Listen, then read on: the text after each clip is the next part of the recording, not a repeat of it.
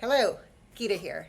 It's Inauguration Day 2025, and this is our inaugural version of Swamp Watch, a weekly recap of what was accomplished by the federal government. We're playing catch up a bit, so this edition of Swamp Watch covers January 3rd, when the new Congress was seated, through Sunday, January 19th. In that period, there were 11 executive orders signed by President Biden, who was still the president up until yesterday. There were also 3 SCOTUS decisions, 13 bills passed in the House, and there were no bills that were passed in the Senate or bills signed into law during that time period, but there will be in future editions. Let's start with executive orders. President Joe Biden signed 11 executive orders in the final weeks of his term. President Trump has vowed to rescind most of these, so we'll discuss them as they come up in the new term. But most of them were titled Providing an Order of Succession Within, blank, insert department. He also issued orders related to cybersecurity and artificial intelligence, and 2 orders related to ongoing conflicts in Syria and the Western Balkans. The big issue on SCOTUS's docket was the TikTok ban. This has been quite a saga, so let me give you the quick rundown. TikTok was banned in April 2024 as part of a larger bill that included aid to the Ukraine, Taiwan, and Israel. And now a lot of people are saying the only reason they voted for it is because it was in that bigger bill. But nevertheless, it passed with broad bipartisan support after 2 earlier attempts to ban it. One led by Republican senators, and a second attempt to ban it by executive order by Trump in his first term as president. And the third time was the charm. Then former President Trump, or President Trump at the time, President Trump and several legislators continued to use TikTok even as they attempted to ban it and succeeded to ban it, leading to intense backlash as users demanded to know why they were using TikTok if it was such a significant threat to national security. And after a series of legal challenges, the case ended up with the Supreme Court in January 2025. SCOTUS unanimously upheld the TikTok ban, also known as the Protecting Americans from Foreign Controlled Applications Act, and they issued their opinion on Friday, January 17th. Senior Judge Douglas Ginsburg explained that the law was carefully crafted to deal only with control by a foreign adversary, and it was part of a broader effort to counter a well-substantiated national security threat posed by the People's Republic of China. So that's where we stood, and it was set to become the law of the land. President Biden, who was still president when the decision was issued, said he would leave it to President-elect Trump to determine how the law would be enforced given the timing of the ruling. So that wasn't the end of it, though. President Trump, in spite of agreeing that it was a national security threat, decided he would delay the ban, or expressed an interest in delaying the ban. TikTok said that wasn't enough assurance, so in what seemed like a really well orchestrated publicity stunt, they went dark for 16 hours.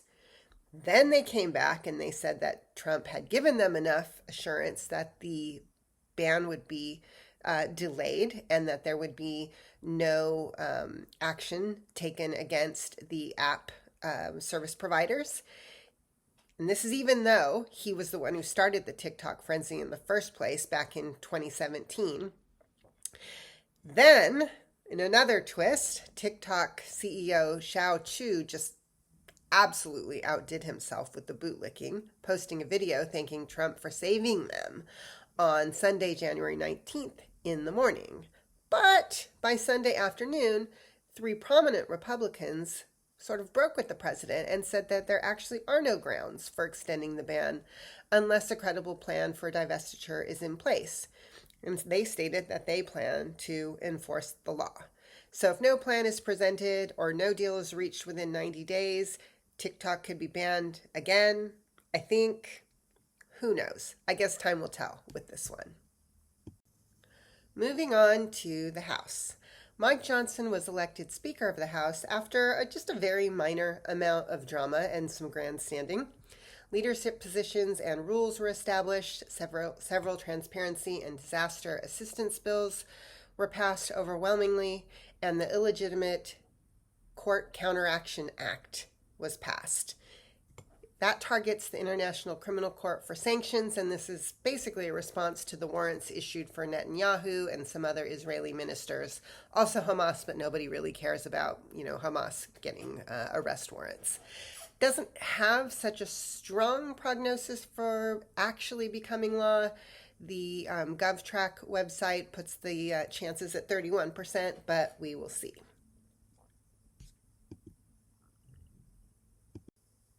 Moving on to some of the higher profile bills that were passed by the House. Let's start with the Preventing Violence Against Women by Illegal Aliens Act, which was sponsored by Republican Nancy Mace from South Carolina.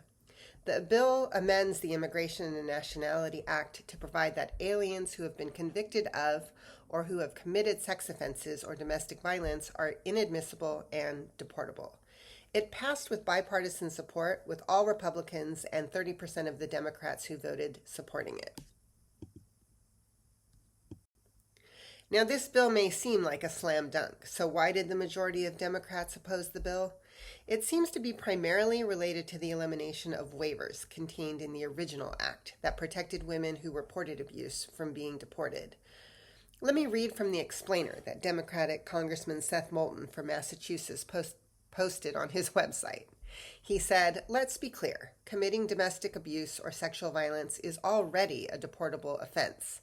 Given the way the bill is drafted, many of my Democratic colleagues, as well as over 200 groups dedicated to serving victims of domestic violence, worry that the bill could inadvertently punish women who are victims of domestic abuse and sexual violence and make them subject to deportation." Critics of the bill argue that because the bill does not provide waivers or grant discretion when victims of domestic abuse are caught up in an arrest, it could lead to scenarios where survivors who may have acted in self-defense are deported after being mistakenly accused of being an aggressor. Abusers know no shame, abusers manipulate their victims, and in some cases threaten to report their romantic partners to law enforcement in order to maintain control over their victims. Next up is the Laken Riley Act, which was sponsored by Republican Senator Katie Britt from Alabama.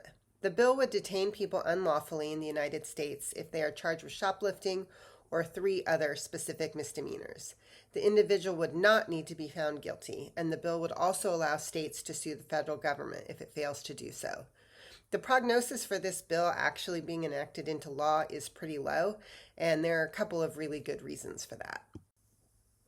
The American system of justice says that we are all innocent until proven guilty. And the problem with this bill is that it undermines due process by watering down the requirement to actually convict somebody before they're eligible for deportation for committing a crime. And this means that an undocumented immigrant who's actually innocent but charged with a crime like shoplifting could be arrested and deported. ICE has also already said that they'll not be able to carry out enforcement of this law without releasing thousands of criminals currently being held due to lack of budget and capacity. The language of this law is also problematic, allowing state attorney generals to sue the federal government and setting kind of a strange precedent, which could result in uneven enforcement of federal laws. So it was passed, but it would probably need to be heavily amended if it's going to pass in the Senate and then eventually be enacted into law.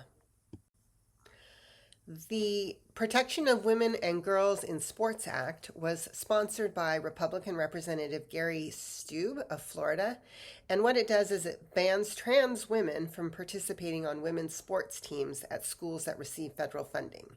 It doesn't ban trans men from participating on men's teams, though. The Protecting Women and Girls in Sports Act basically takes state bans on transgender athletes that cover about half the country already, and it expands them nationwide.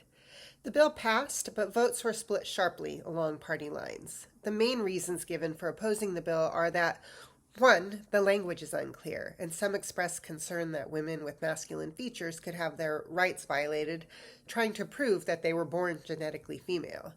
2, others say that this is a solution in search of a problem, with transgender individuals only making up about 3% of the school population and a very tiny fraction of a percentage of competitive athletes.